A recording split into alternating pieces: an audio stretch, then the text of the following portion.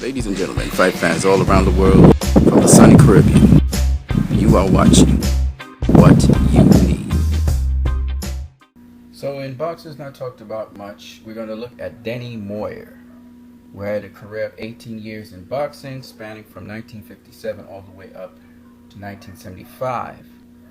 And there's a lot of interesting things about Moyer's career, so let's just get into it. So 2 years into his career, he had a shot at the world title, the world welterweight title.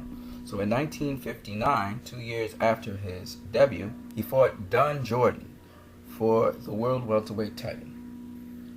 And he lost that fight by unanimous decision. But in the process, he faced a number of notable names in boxing. He faced Johnny Saxton, who was a former world champion.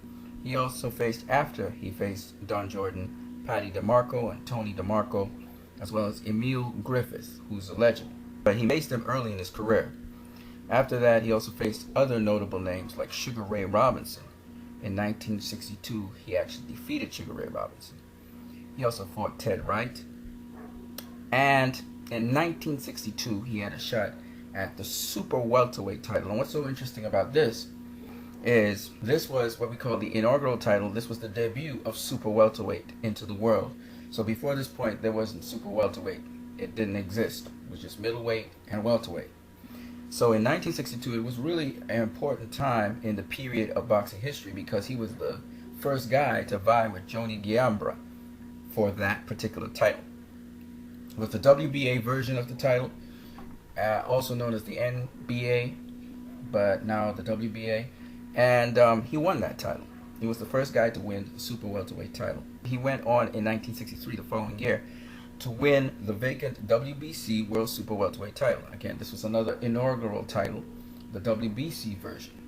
And for those of you who watched my video before this one, you would know that the WBC and WBA were actually known before as the NYSAC and the NBA. And these were what were considered the world titles back then. You could have both of them, you could have one of them, and also you could have the IBU.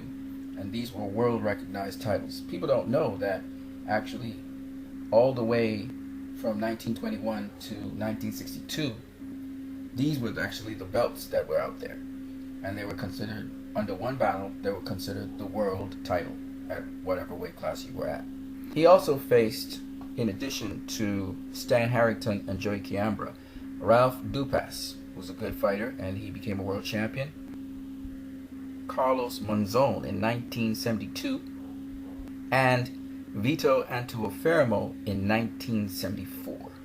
Now, he didn't beat Carlos Monzon or Vito Antuofermo, which were the guys in his time, in his division, but he did have some wins over some of the notable names we mentioned before. Go ahead and check out his boxing style, and you guys have a great one.